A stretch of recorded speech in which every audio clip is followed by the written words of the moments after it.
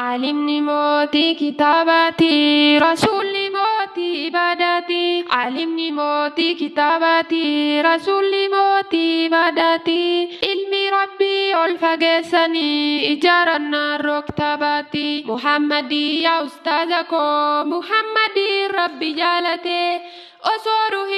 ولا ولتو قيان في إسراوته نما هي سجراتي وانتو في كبنياتي قل يا أكانني أصومنا نتيانني قل يا أكا دائما إنو تدام سسناهما قبرين تكيلي سدينما قيان نفنا نتديمما ويتجارون سنو غافتان قدنيان كينا عبادما Yokerinda gannena mu deebisan kenname maaluma Yokerinda gannena mu deebisan kenname maaluma Ya Rabbi nu godhime ati warruma argatu jannata Ya Rabbi nu godhime ati warruma argatu jannata sunna nabiyida hordofe akera warruma milkaa'u ati nungatini ya Rabbi guyyaa gaafuma qiyamatu ati nungatini ya Rabbi guyyaa gaafuma qiyamatu gandi duniyaa gabaabduudha boru irraa godaannanu sunna nabiyida hordofa akkuma gaallu jannatuma sunna nabiyida hordofa akkuma gaallu jannatuma yoo khairin dalagannenamu teessoon teenna barazabuma yoo khairin dalagannenamu teessoon teenna barazabuma yoo khairii dalagattee deemte si galcha rabbiin jannatuma yoo khairii dalagattee deemte si galcha rabbiin jannatuma jannata argachuudhaaf ati yoo khairii dalayde milkoofta jannata argachuudhaaf ati yoo khairii dalayde milkoofta jiruun duniyaa gabaabduudha mee dafaasaa madhaa hundinuu jiruun duniyaa gabaabduudha mee dafaasaa madhaa hundinuu qabrii keessaa gassi kaayanii ol deebisaa lamu waan jiru yoo qabrii keessa si kaayanii ol deebisaa lamu waan jiru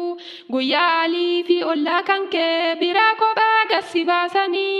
guyyaa alii fi ollaa kan kee biraa kophaa gassi baasanii qabrii keessa gassi kaayanii si cufanii biraa deemanii qabrii keessa gassi kaayanii si cufanii biraa deemanii rabbiin ruuhii sitti afuufee sitti ergamaa leekalamanii rabbiin ruuhii sitti afuufee sitti ergamaa leekalamanii yaa rabbiin hungatini ati guyyaa dirree waldamaa sharii yaa rabbiin hungatini ati guyyaa dillee waldamaa sharii guyyaa namuutu dadhama'ee haadha abbaa isaa wallaalu guyyaa namuutu dadhama'ee haadha abbaa isaa wallaalu yaa rabbiin hungodhini ati warra badiidhaan qixaatamu yaa rabbiin hungodhini ati warra badiidhaan qixaatamu ati nu taasisi yaa rabbi akka jannata kee argannu ati nu taasisi yaa rabbi akka jannata kee argannu yaa rabbi nun salphisini warra salphiftee wajjini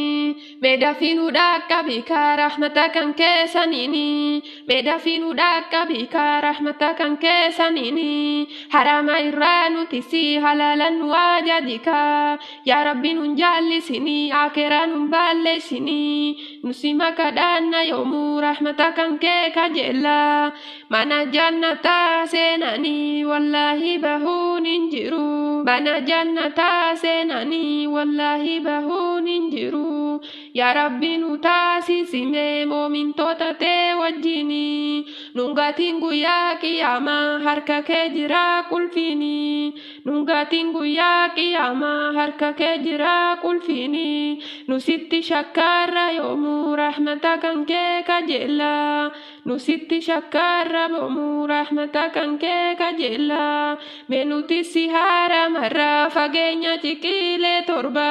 warra asirraa jallatee azaabatu saanu wadda warra khayrii dalagatee mana jannataatti gorfa warra khayrii dalagatee mana jannataatti gorfa moomintii jaafi moomintii titiya khayrii dalagadhu jiru duniyaadha meedaa fi samadhu guyyaa qiyamaadha gaaddisa arshiiti jalatti qobadhu guyyaa arshiti jalatti qobadhu. Nama dubbiin galuuf Rabbiin waa taasisu jaraamni diinii waa hunda taasisu rakkoo muumintootaa kan jayaachisu nama diinee kanaaf fidaa of taasisu Rabbiin waa taasisu jannatatti yaale ala kitaabillahi sunnatur rasuuli.